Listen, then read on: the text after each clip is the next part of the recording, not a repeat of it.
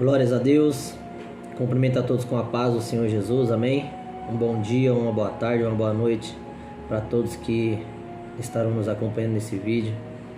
Já quero iniciar esse vídeo agradecendo de todo o meu coração pelas pessoas que estão chegando no canal, pelos inscritos. Eu não tenho gravado durante esses dias, desde a última vez, mas estou retornando aqui e quero procurar ser o mais fiel possível a vocês, tá bom? Compartilhar da palavra, a gente aprender junto. A gente está aqui para aprender e o nome do Senhor ser glorificado, amém? Então sejam todos bem-vindos que estão chegando, tá bom? Quero agradecer mesmo de coração cada inscrito, sem acepção de ninguém. Durante os decorrer dos dias, eu fui vendo os inscritos chegando e foi uma alegria tremenda, não só para mim, mas para toda a minha família. Tive a honra, o prazer de mostrar um trabalho também. Então é com grande alegria que eu dou continuidade nesse trabalho, tá bom? Hoje a gente vai falar de um assunto dando continuidade na série do Apocalipse, sobre os cavaleiros do Apocalipse. E hoje nós iremos falar sobre o cavalo preto, amém? Então vai ser uma bênção e o nome do Senhor será glória. Livro do Apocalipse, capítulo 6, é a leitura que nós estaremos fazendo nessa noite, amém?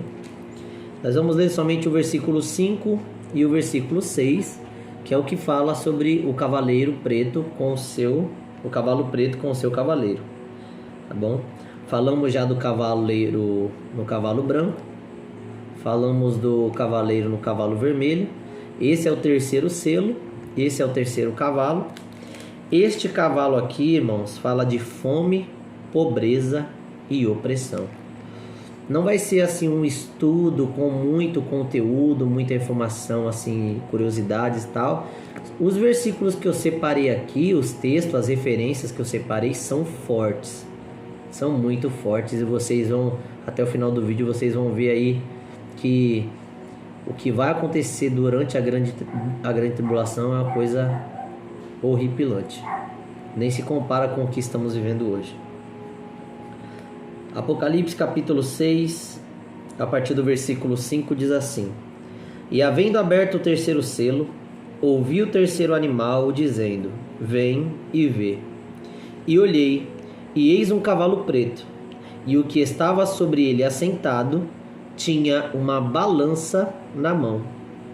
E ouvi uma voz no meio dos quatro animais que dizia: Uma medida de trigo por um dinheiro, e 3 medidas de cevada por um dinheiro, e não danifiques o azeite e o vinho.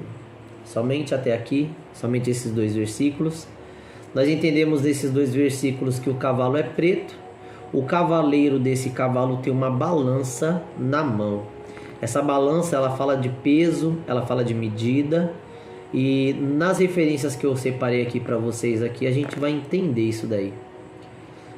Eu fiz uma semelhança, eu fiz uma comparação, uma referência desse texto que a gente acabou de ler com o texto da fome de Samaria, de 2 Reis capítulo 6. Lá em 2 Reis capítulo 6, o texto diz assim: E houve grande fome em Samaria, porque eis que a cercaram, até que se vendeu uma cabeça de um jumento por 80 peças de prata, e a 4ª parte de um cabo de esterco de pombas por 5 peças de prata. Eu deixei separado aqui no esboço aqui a explicação desse peso, dessa medida, desse valor. A cabeça de um jumento, na referência de 2 Reis capítulo 6, da fome de Samaria, a cabeça de um jumento, ela equivalendo 80 peças de prata, invertendo para o real, para os nossos dias de hoje, seria o mesmo que a gente pagar R$5.200 nessa cabeça de jumento. E um detalhe, a fome era sobre toda a terra, e a fome também impactava no gado. A cabeça de um jumento aqui de 2 Reis capítulo 6, não era uma cabeça de um jumento cheio de carne, saudável, era esquelético, era só osso. Então o valor era um absurdo, e o produto também era mesquinho. Você entende? A mesma coisa o esterco de pombas. O esterco de pombas, que está falando no versículo 25 também, custaria aí 5 peças de prata, que é equivalente para a gente reais. Está muito diferente dos dias de hoje? Não está. O caos está sobre a terra. Como eu falei para os irmãos nos vídeos passados, os cavaleiros, eles irão surgir após o arrebatamento da igreja. Após o arrebatamento da igreja se dará o início ao período da grande tribulação. O cavalo branco com o seu cavaleiro é a manifestação do anticristo. O cavalo branco representa os 3 anos e meio, os 3 primeiros anos e meio da grande tribulação, que são os 3 primeiros anos e meio de falsa paz, honestidade, justiça, igualdade, bonança, prosperidade. Será um governo maravilhoso. Isso nos 3 anos e meio, os 3 primeiros anos e meio. Segundo Daniel capítulo 7 diz que o pacto será quebrado. Então, esse pacto sendo quebrado, o acordo de paz será quebrado e entrará o segundo período de 3 anos e meio, que é onde vai entrar o cavalo vermelho com as matanças e vai entrar a fome, vai entrar a miséria e vai entrar a opressão do cavalo preto. Hoje a gente consegue encontrar um cenário caótico economicamente falando, muitos e muitos bancos falindo, empresas fechando e o impacto é total. O impacto é total. Você vai no mercado hoje comprar algo, você consegue entender o impacto que está sendo a falência desses comércios, desses estabelecimentos, dos bancos, empresas. Tá um caos. Uma compra que você fazia com R$500 você não faz mais. Uma compra de R$1.000 hoje não é muita coisa, né? Então, o império do anticristo já está sendo instaurado. O império dele já está sendo instaurado. E muita coisa já está acontecendo. Esse é o cenário. Só que comparado com as referências que a gente vai ler aqui da grande tribulação, hoje ainda está tudo tranquilo, comparado, né? Eu separei aqui ainda, dando continuidade, né? A gente leu o versículo 25, que fala da cabeça de um jumento e do esterco de pomba. O versículo 26, olha o cenário. 2 Reis, capítulo 6, versículo 26. E sucedeu que, passando o rei pelo muro, uma mulher lhe bradou, dizendo: Acode-me, ó rei, meu senhor. E ele lhe disse: Se o Senhor Deus te não acode, de onde te acudirei eu? Da eira ou do lagar? Ou seja, o rei estava respondendo para ela: Da onde eu vou te socorrer? A gente está tudo no mesmo barco, estamos tudo na mesma situação. O que eu poderia fazer? Aonde eu poderia ajudar? E aí o rei faz a pergunta para ela, né? Disse-lhe mais o rei: Que tens? E disse ela: Esta mulher me disse: Dá cá o teu filho, para que hoje o comamos e amanhã comeremos o meu filho. Cozemos, pois, o meu filho e o comemos. Mas, dizendo-lhe eu ao outro dia: Dá cá o teu filho, para que o comamos, escondeu o seu filho. Isso aqui são duas mães, são duas mulheres que estão no cenário de fome em Samaria. A fome é tão opressora e violenta que essas mulheres tiveram a coragem de fazer um acordo ali de cozinhar os filhos. Fizeram um combinado. Vamos se alimentar do meu hoje, amanhã a gente se alimenta do seu. Isso é o que a fome faz. Isso é o que o cavaleiro com o cavalo preto vai fazer durante o período da grande tribulação. Olha o que Jeremias diz no livro das Lamentações, no capítulo 4, a partir do versículo 8. Mas agora escureceu-se o seu parecer mais do que o negrume. Não se conhecem nas ruas. A sua pele se lhes pegou aos ossos, secou-se, tornou-se como um pedaço de pau. Isso aqui ele está falando dos homens, dos habitantes ali de Israel, no cenário de Lamentações. Os mortos à espada, mais ditosos são do que os mortos à fome. Rapidinho uma explicação aqui disso aqui. Ele está dizendo que o cerco e a opressão foi tão grande ali no cenário, no contexto de Lamentações 4, que As pessoas que morreram pela espada, ou seja, tiveram uma morte, sofreram uma morte, eles sofreram menos do que os que sofrerão ou que estão sofrendo pela fome. Para você ver o impacto que é a fome. Então ele diz: os mortos à espada mais ditosos são do que os mortos à fome. Se a gente fosse trazer a cronologia para os cavaleiros, os que morreram no Cavaleiro Vermelho são mais ditosos do que os que morrerão pela fome do Cavalo Preto. É o mesmo cenário, é a mesma referência, a mesma concordância. Se a gente for levar para a grande tribulação isso aqui, o mesmo cenário. Você lembra do Cavalo Vermelho? Eu vou deixar aqui a tag aqui em cima do vídeo do Cavalo Vermelho para vocês entenderem como que vai ser o cenário caótico e apocalíptico do Cavalo Vermelho. Vai ser morte de todos os aspectos. E Jeremias aqui profeticamente ele está falando que os mortos à espada mais ditosos são do que os mortos à fome. E aí ele conclui: porque estes se esgotam como traspassados por falta dos frutos dos campos. As mãos, olha o versículo 10, as mãos das mulheres piedosas cozeram seus próprios filhos, serviram-lhes de alimento na destruição da filha do meu povo. Isso Jeremias está escrevendo o que ele está vivendo.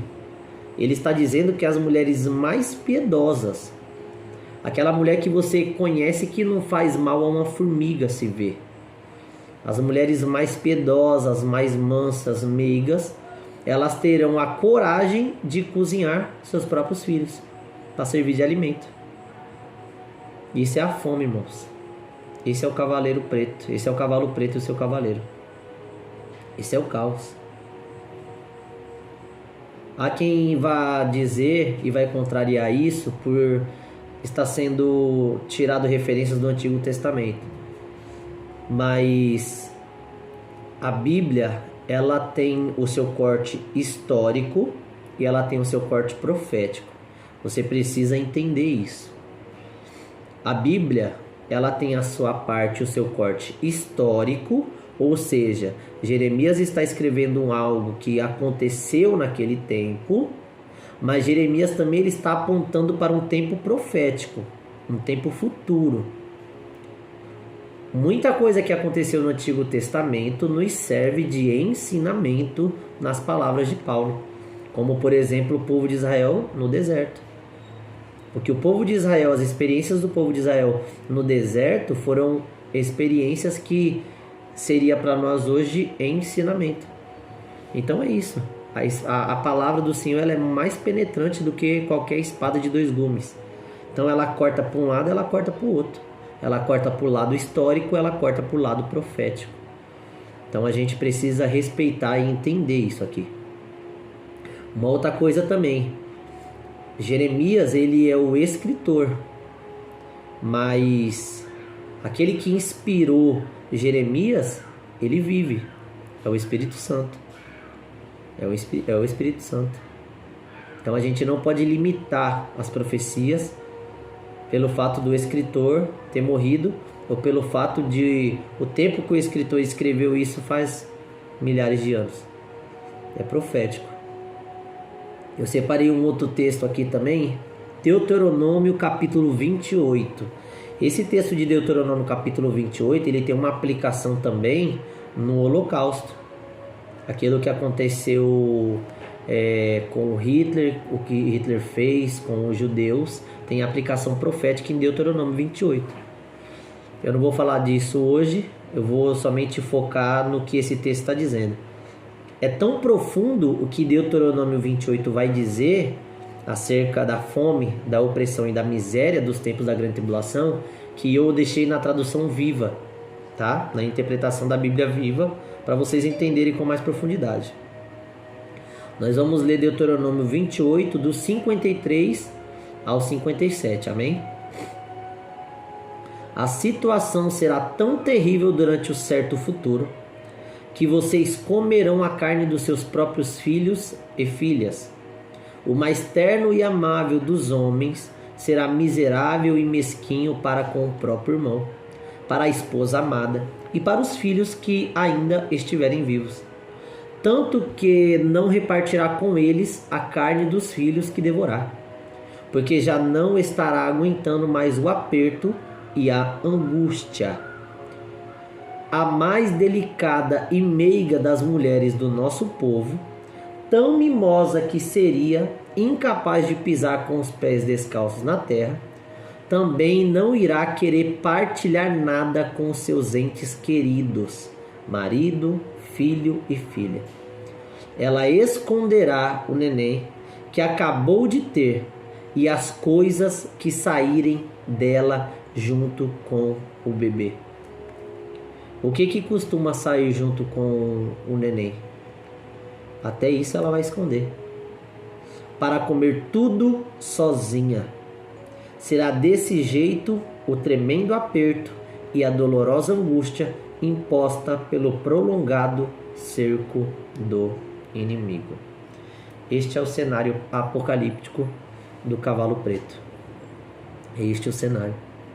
Como vocês podem perceber, o vídeo não tem muito conteúdo assim, né? Muitas curiosidades. Eu apenas separei algumas concordâncias para que vocês possam entender que quando a Bíblia ela fala 2, 3 a mais vezes sobre um certo assunto, isso se chama doutrina, tá? A Bíblia falou 2 ou 3 vezes ou mais acerca de um único assunto, já se torna doutrina. Essa é uma doutrina. Então a gente não pode deixar de lado. Então vocês conseguem perceber que o cavalo preto ele vai trazer miséria, ele vai trazer fome e ele vai trazer opressão durante o grande período da grande tribulação. Nas palavras de Jeremias em Lamentações, os que morrerem à espada, os que tiverem mortes violentas, todo tipo de morte assim aplicada, vai sofrer menos do que os que morrerem pela fome. Pessoas terão a ousadia e a coragem de cozinhar crianças para se alimentar. Imagina a situação e o cenário caótico que é. É um vídeo pesado? Mas a verdade ela precisa ser dita. A realidade precisa ser falada. Precisa ser falada. Eu li uma frase nesses dias que diz que a verdade dói, mas ela cura. A verdade dói, mas cura. No vídeo que eu fiz sobre a marca da besta, teve muitos comentários. Muitas pessoas odiaram o assunto, odiaram a aplicação que eu fiz, porque é difícil suportar a verdade. É difícil suportar a verdade. E eu não fujo do que está na Bíblia, irmãos. Eu não fujo. Eu sempre aprendi a pregar a Bíblia, somente a Bíblia, confiar na Bíblia. Coisas que são estranhas, que eu nunca li ou que eu nunca aprendi que está na Bíblia, eu procuro estudar, pesquisar, analisar. Se for bíblico, eu trago para vocês, porque falar da palavra é uma coisa muito séria e eu tenho muito temor de Deus no meu coração. A intenção desse canal, como eu falei, é compartilhar da palavra. O YouTube é uma plataforma onde milhões de pessoas conseguem ser alcançadas. Pessoas que às vezes não têm oportunidade de ir para um culto, ouvir uma palavra. Hoje esse tipo de mensagem está muito escassa, está uma escassez terrível. Esse tipo de mensagem sobre o Apocalipse, sobre a grande tribulação, sobre o inferno, sobre o pecado, está muito escasso nas igrejas hoje em dia. Então eu quero poder usar da plataforma para que a palavra de Deus seja pregada e possa alcançar vidas, tá bom? Então, dentro desse contexto aqui, o falso governo, do anticristo, eu até escrevi aqui, aquele falso governo solucionável do anticristo no cavalo branco será somente o início de uma grande angústia e desespero para os homens na grande tribulação. O cavalo branco vai chegar, vai colocar a casa em ordem, né? Aparentemente, tudo vai melhorar, tudo vai mudar. Eu preguei na igreja um tempo atrás e eu falei para a igreja que se a gente esperar por dias melhores aqui, não amaldiçoando, mas eu tô só falando dentro do contexto profético. A gente não vai ter dias melhores, não vai. Os dias melhores, entre aspas, onde os preços vão cair, onde a paz, né, vai reinar, onde a honestidade vai prevalecer, a justiça, será nos 3 primeiros anos e meio de grande tribulação. Isso com a manifestação do anticristo. O acordo de paz é quebrado e cessa os 3 anos e meio, aí a terra vai gemer. Aí os habitantes da terra vão gemer. Quando a gente lê o capítulo 13 de Apocalipse, que fala sobre uma batalha no céu, do arcanjo Miguel e os seus anjos, e o dragão e os seus adeptos, o contexto ali, aquela guerra ali, será no dia do arrebatamento da igreja. No arrebatamento da igreja vai ter uma guerra ainda, porque a igreja encontrará o Senhor nos ares, e nos ares o dragão e a terça parte das estrelas que caíram ali no texto de Apocalipse 13 vão perseguir a igreja. Só que o texto diz que Miguel se levantará, Miguel se colocará em oposição ao dragão e lançará o dragão à terra. O dragão ali é Satanás. Eu vou até ler para vocês, a gente já está no livro aqui mesmo. É o capítulo 12, eu falei errado, é o capítulo 12. Olha o que o versículo 12 diz: pelo que alegrai-vos, ó céus, e vós que neles habitais. Ai dos que habitam na terra e no mar, porque o diabo desceu a vós e tem grande ira, sabendo que já tem pouco tempo. Essa é a grande ira a qual o inimigo vai usar o anticristo e vai assolar a terra durante os 7 anos. Este é o cenário. Então, enquanto isso não acontece, eu quero poder ser um porta-voz de Deus para a sua vida. Quero poder alertar a sua vida acerca do futuro, acerca do arrebatamento da igreja, acerca do fim dos tempos, acerca da grande tribulação. Não sei se eu cheguei a dizer aqui nessa série de estudos, mas um amigo meu disse que assim como ele é teimoso para se reconciliar com Cristo, que ele é afastado, ele também teria a mesma teimosia para não aceitar a marca da besta, para não aceitar o governo do anticristo, mas não vai ser assim. A grande tribulação vão ser dia de dores, irmãos, angústia, perplexidade das nações, desespero, caos. Vai ser uma coisa horripilante. Amém? Eu peço que você guarde essa palavra no seu coração. Peço que você deixe o seu like, assista esse vídeo, compartilhe. Se você ainda não é inscrito no canal, se inscreva no canal, tá bom? Vai ajudar bastante. Quanto mais vocês compartilhar, dar like, comentar, fique à vontade para comentar também. Mas o YouTube vai entender que o vídeo está sendo relevante e vai indicar para outras pessoas, né? Isso aconteceu com o vídeo da marca da besta. O vídeo da marca da besta alcançou mais de 200 inscritos, para a glória de Deus. São pessoas que vai ter a oportunidade de ouvir a palavra, tá bom? Eu agradeço mais uma vez, desde já de coração, a cada um de vocês mesmo. Muito obrigado de coração, tá bom? Fique conosco aí nesse canal. Vou dar continuidade nos estudos. O próximo vídeo que eu vou fazer, eu estou pretendendo fazer um vídeo sobre as crianças. As crianças. Sobre os pais educar e ensinar os filhos nos caminhos do Senhor. Para vocês verem quão forte vai ser esse vídeo, a gente pensa que todas as crianças vão ser arrebatadas, né? Mas não é assim não. Não é assim. O provérbio já deixou já a receita. Ensina o seu filho no caminho que se deve andar. Para o seu filho aprender o caminho, você tem que estar no caminho também. Então é os pais e o filho no caminho, aprendendo junto, no caminho do Senhor. Então fique conosco aí. Ative o sininho, as notificações, tá bom? Para quando eu postar os vídeos você ser notificado e o nome do Senhor vai ser glorificado, amém? Fique com a paz do Senhor Jesus, fica com a minha gratidão, muito obrigado mesmo de coração, amém? Deus abençoe a vida de cada um.